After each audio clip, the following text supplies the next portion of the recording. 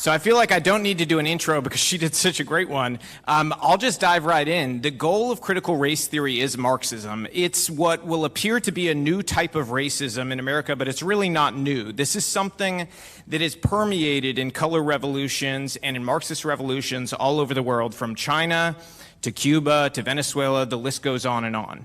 And a lot of people may not understand the connection to Marxism. So I want to be very clear about this. One of the chief architects of critical race theory is a guy named Ibram Kendi. If you've never heard of him, you should look him up and read a little bit about him because he's one of the architects here. And I'm going to give you guys a quote from him. He said, "You cannot be anti-racist unless you are anti-capitalist." Okay, so that tells you right away the solution to this is the elimination of capitalism. And then one of the people he works with, Cheryl Harris, UCLA Law, she's another pioneer of critical race theory. She actually just recently said, property rights are a function of whiteness. To achieve equality, we need to dismantle whiteness and therefore dismantle property rights and then redistribute wealth. Okay, does that sound like a good idea to you guys? Because it doesn't sound like a good idea to me. In fact, it sounds like exactly what my family fled in Cuba. And I'm telling you right now, one of the biggest problems in Cuba was that there were not enough willing people to show up, stand up and say, this is wrong, we're willing to ruffle feathers, we are willing to be unpopular, we are willing for you not to like me, but I'm standing up for what's right. What you guys have going for you is that we actually have some polling to back this up, that 75% of parents in America oppose critical race theory, okay? It's the silence that's killing us. So we need to stop being silent and not be afraid to speak up about this. I want to tell you guys a little bit about my own kids' experience, because as a dad, honestly, I think that's the area where I feel most qualified to comment on this, because I met somebody in here who sort of had a similar story where their family fled another state. I call it the People's Republic of California. And there, when my kids went to school, this started to pop up. In California, it's always about 5 to 7 years ahead in terms of what social issue is going to be pushed. And so they started pushing this years ago, and when we really recognized it was a problem was they brought a speaker into the school, to our oldest daughter's school. She was in 4th grade at the time, and the speaker spoke to all the elementary school students and told them that they have white privilege and that they're inherently, they owe something for these immutable characteristics they were born with. He also told them they can't sit together unless a minority is present because it may be an unconscious bias, but it is racism, okay? I looked this guy up afterwards to find out he organized Antifa rallies. And I'm being literal here, organized Los Angeles Antifa rallies. So I went to the school, and the school said, there's nothing we can do about this. That started to become the overwhelming answer with every new element of critical race theory that was pushed. So naturally, as good parents, we pull our kids out of school and we move to Tennessee, okay? Like any good parent would.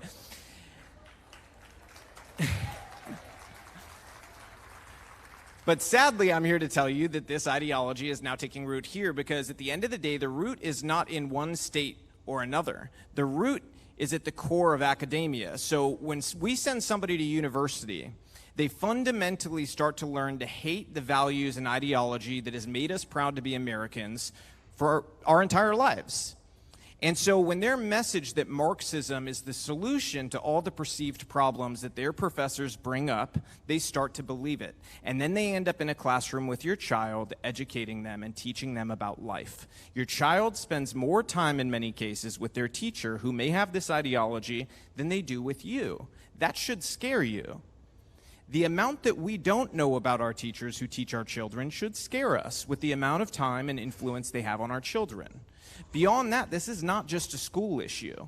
Your kids consume entertainment, they listen to music, they watch YouTube, they're on iPads, they have all this stuff. I mean, some of you guys, they don't. My kids don't, but a lot of other kids don't. Being a director in Hollywood kind of wakes you up to a lot of the things your kids should not have. But I will tell you this, we need to take stock of how all of these things work together to destroy a child's mind and to make them turn against the values they're raised with. I can give you some examples. How many people in the room have heard of brain pop? Okay, so that's a lot of people. Okay, brain pop, for those of you who don't know, it's sort of a little learning program, I'd call it, where they give tools. There's an app. Kids learn with it. It's supposed to be fun. When it first started, it was great. My kids loved it. And I checked through everything meticulously. There was nothing questionable at all. But it's sort of the bait and switch that gets pulled in a lot of things that kids consume. After a while, they started to bake in critical race theory, and then we had to pull the plug. How many of you know that Brain Pop is pushing critical race theory now? So that's not nearly as many hands as went up that knew Brain Pop. So that's something important for parents to understand, is take stock of everything your child consumes, because a lot of it has this stuff built into it, whether it's TV shows or whether it's things along these lines. But let's move on to Tennessee, okay? So in Tennessee, after moving here, I'm going to tell you about two experiences we had. One was our child of Latino descent went to class, and keep in mind he is in first grade when this happens, and he was told that he needs to refer to Latino people as Latinx. My son, by the way, is the only Latino person in the classroom, and is told he needs to refer to Latinos as Latinx. He comes home, he's like, "Dad, what's Latinx?" And so I have to explain it to him. And for those of you who don't know, this is a new word made up by the people who are purveyors of critical race theory that degenderizes the Spanish language and says that there should not inherently be any gender in the term that you refer to Latinos with, because they don't want gender to have anything to do with anything. So, of course, gender has to go. So I had to go to the school and I had to tell them, look, first of all, my child's the only Latino in the class, but secondly, this has been polled 2 times, once by Pew Research and once by Think Progress, who's actually a very progressive left-wing polling firm. They found 99% and 98% of Latinos do not want to be called Latinx, yet they keep doing it. So the question is, why are they pushing something that's so wildly unpopular? And that's the entirety of critical race theory. And the answer to that is very simple. This has nothing to do with racial justice, racial equality, or racial anything. This has to do with control and Marxism. Because from the beginning of history, when Marxists wanted to take control of a country, they divided people by race. The most dangerous thing to Marxists is the unity of a country, where we stop looking at each other by the color of our skin and start looking at each other for the content of our character. We've moved so far away from the dream of Martin Luther King that it's almost hard to see it anymore. And you definitely can't see it in our schools. And so our goal as parents has to be to teach our children and make them warriors for that goal. Be judged by who you are, what your character is. Be a man or woman of strong character. If anybody ever judges you for what's on the outside, they have the problem, not you. The more we make our children warriors of that and examples of that, the more change we're going to see. But our voices are so critical right now because we are the last defense for our children. I trust parents to make the best decisions for their children, not a school district and not a teachers' union.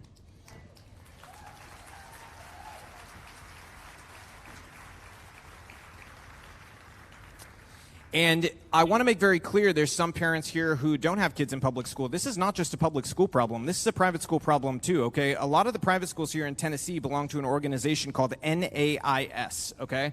NAIS started a new conference called the People of Color Conference, okay, that they started doing a couple years ago. And their most recent conference had 2 panels on it. One of the panels was No More White Boys Behaving Badly, and the other panel was No More White Tears. Okay? These are panels that were attended by a large number of educators that teach here in this county. You deserve to know which teachers went to that and if they believe that ideology, but you're not getting those answers. And that's why one of the things we need to propose and one of the things we need to push for, and this is going to be one of the action items I ask you guys to get behind today, is reach out to your legislators and tell them, if you may have heard, we have a critical race theory bill in our legislature right now, but there's a problem with it. It doesn't have real teeth for enforcement. We need a parental reporting ability within this law that allows you as a parent to report when there's a violation of the law, whether it's violating political neutrality or whether it's violating critical race theory rules. And a board of parents needs to be formed from every county in the state. And that board of parents makes the decision what happens.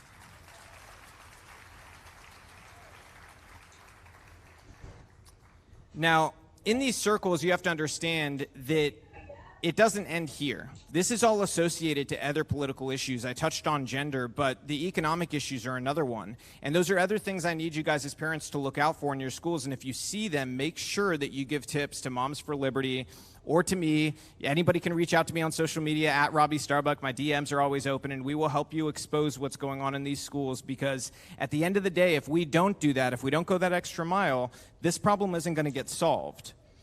But I also want to talk to you guys about 2022, okay? 2022, we're going to have school board elections. It's an exciting thing, isn't it? We need you guys involved on every level with this.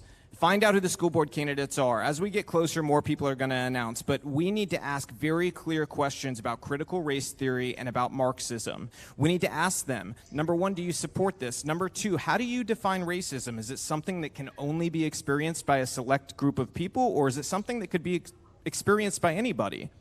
And then we need to also ask them, are you supportive of teaching about Marxist atrocities in school? Because our children deserve to be educated on the murder, the systematic murder of people who lived in Marxist countries.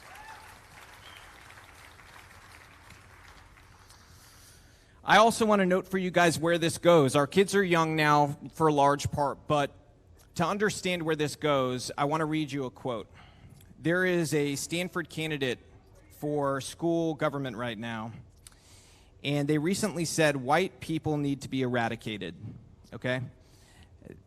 The school didn't respond by kicking them off. In fact, the school paper endorsed them.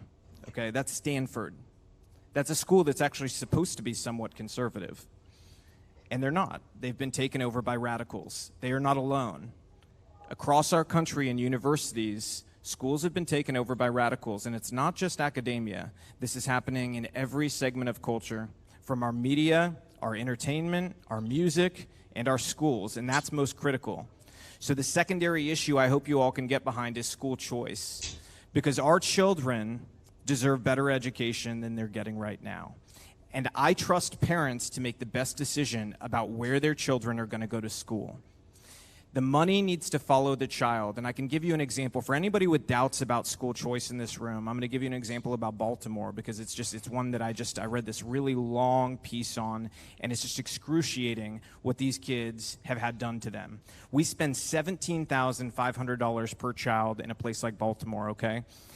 And in their schools, in their high schools, less than 10% graduate proficient in math and reading. That's unacceptable. This is the United States of America. We are supposed to be the greatest nation on God's green earth, and if we are going to be that nation, we need to act like it, and our kids need to be educated. And they're not getting educated in these schools. So if you do the CRT thing, so again, in 2022, that's an issue I need you guys to back us up on. School choice is critical. Our school boards are critical. We need you to use your voices at your own schools. I need you to talk to your principals. I need you to talk to your children's teachers. And you're going to have to do what too many people didn't do during other revolutions. You're going to have to ask hard questions and feel uncomfortable doing it. You're going to have to ask them, how do you define racism?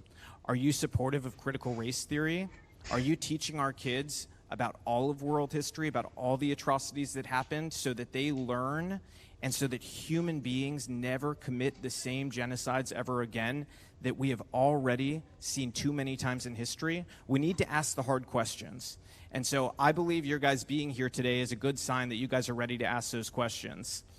And that's why I want to end by thanking you guys. Thank you for being here, because too many people are afraid, and you guys weren't afraid. You guys are ready to go out and fight this issue. You are the warriors that your children need, and I'm ready to see you guys on the battlefield.